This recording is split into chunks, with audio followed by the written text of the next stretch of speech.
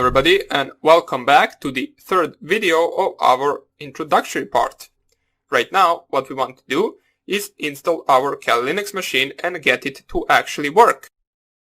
Now this is a process that can take a little bit of time, since the installation process takes around 30 to 40 minutes on average, but this is something that we need to do in order to actually have our hacking environment set up.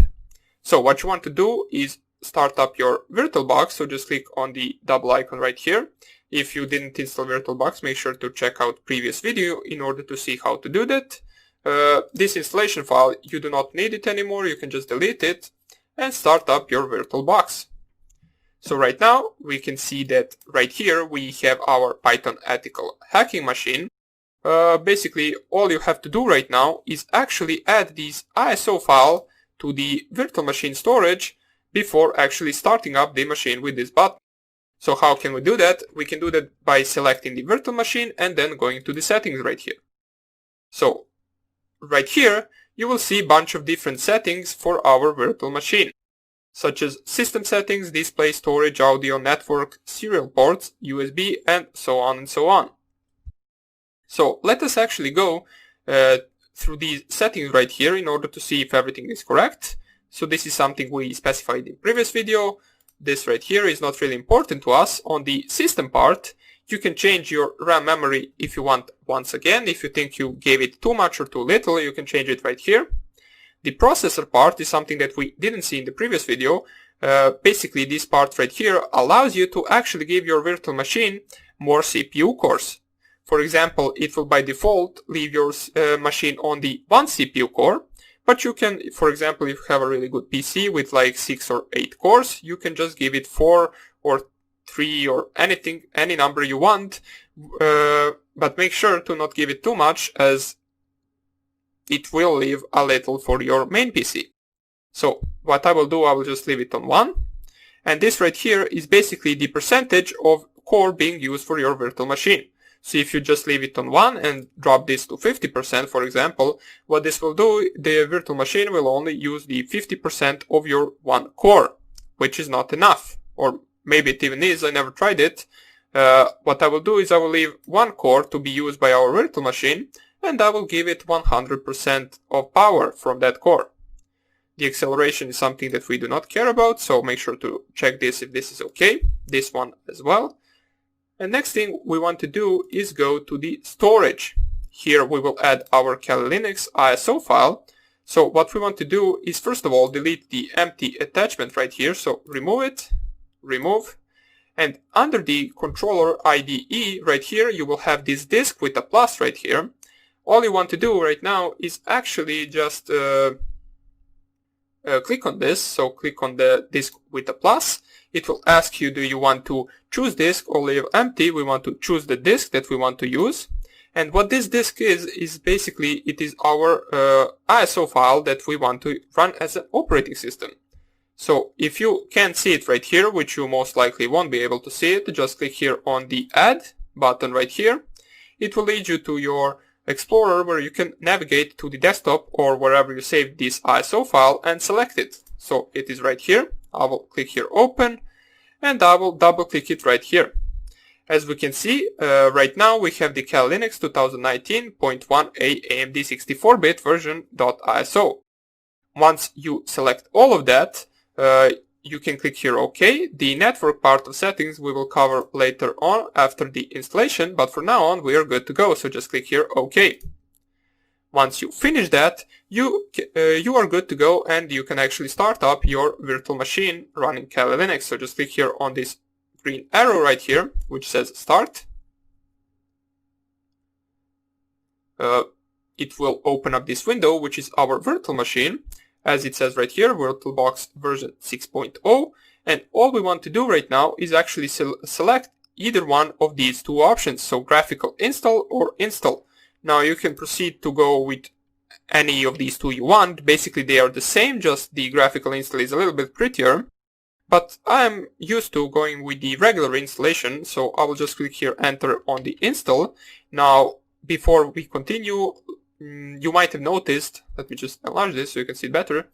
You might have noticed that we can't actually navigate with our mouse anymore. So in the installation process, you can navigate only with the arrows and with the enter. So click here either graphical install or regular install, and this will start the process of installation of Kali Linux for us.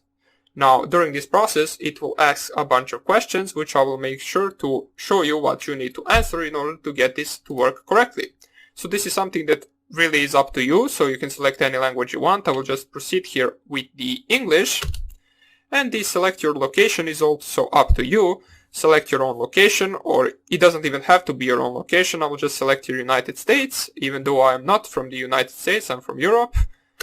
And this is the configuration of your keyboard. So this can be a little bit tricky if you're used to, for example, QWERTY part and not QWERTZ. So make sure to check that out before continuing. Or, for example, if you have a different type of keyboard configuration, you can select it right here, as there are a bunch of others as well.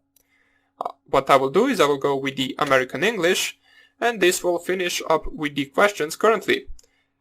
Right now, as we can see right here, it is loading some additional components, so we will let this run.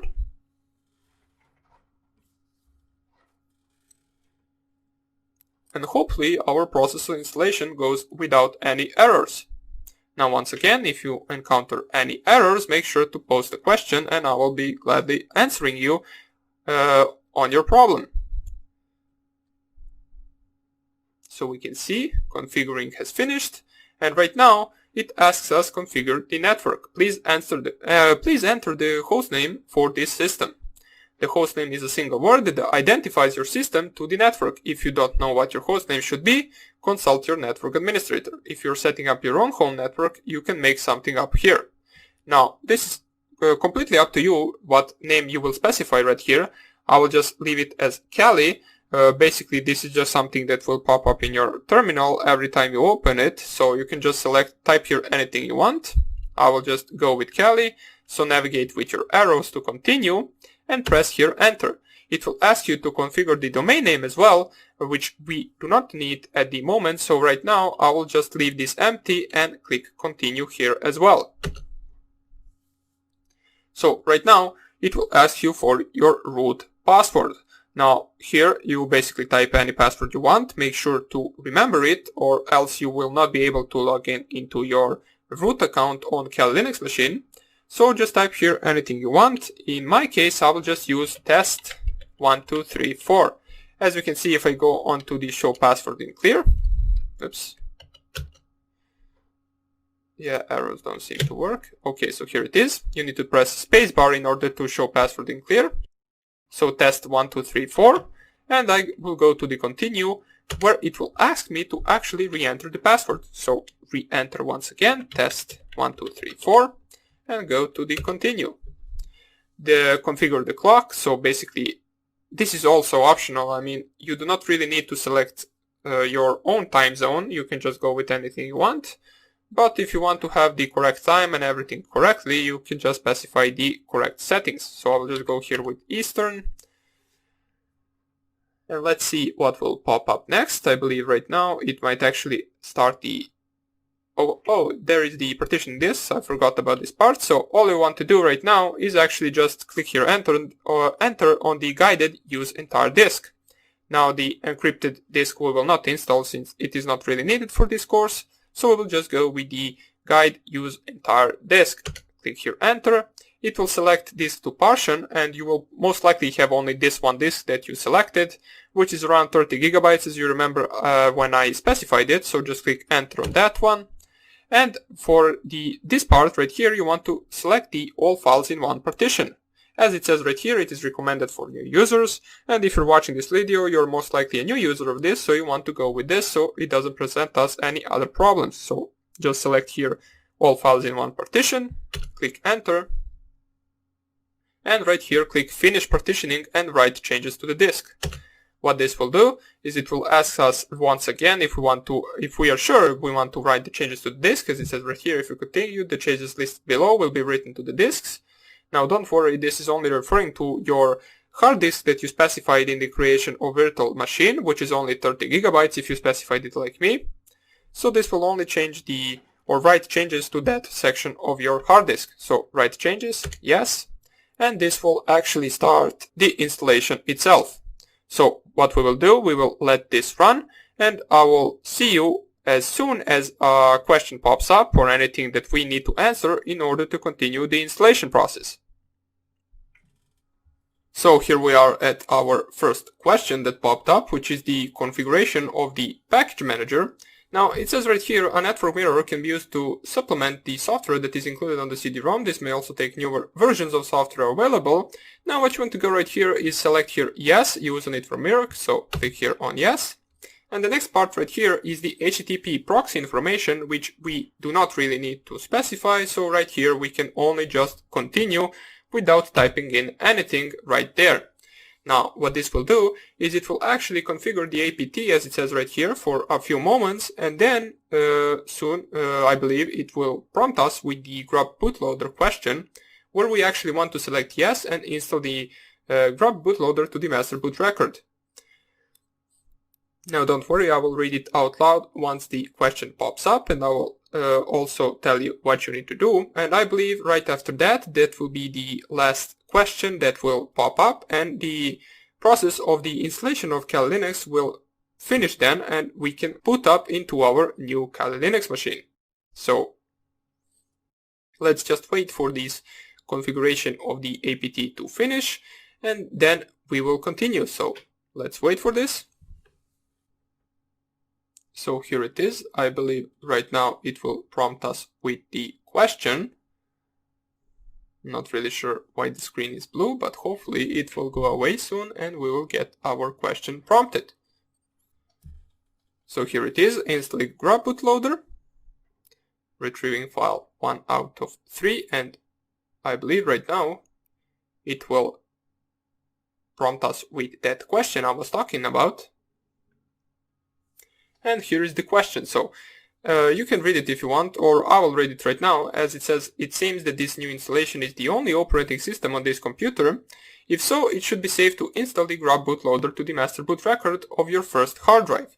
Now you might be asking, well, this isn't really our first installation operating system. You have your main Windows machine, for example, system, but this is not referring to that. It does not know that it is run as a virtual machine. So basically, for this virtual machine, this is the first operating system, and we want to actually install the grub bootloader to the master boot record. So right here, select here yes and press enter, and all you want to do right here is basically device for the bootloader location, scroll down to the /dev/sda and click here enter as well.